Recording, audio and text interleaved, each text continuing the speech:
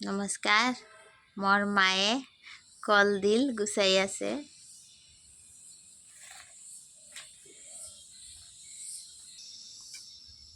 তিনিটা কলডিল। আজি মোৰ মায়ে কলডিল বনাব। মইতো কেতিয়া খাম লাগিছে। মায়ে আকৌ কলডিল বহুত ধুনীয়া বনায় ন মা?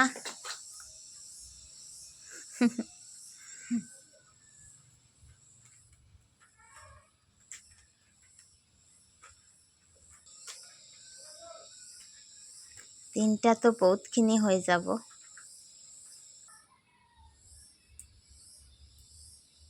চাওক কিমান ধুনীয়াকৈ গুচাইছে। ভাল লাগিলে আপোনালোকে লাইক, শ্বেয়াৰ আৰু ছাবস্ক্ৰাইব কৰিব।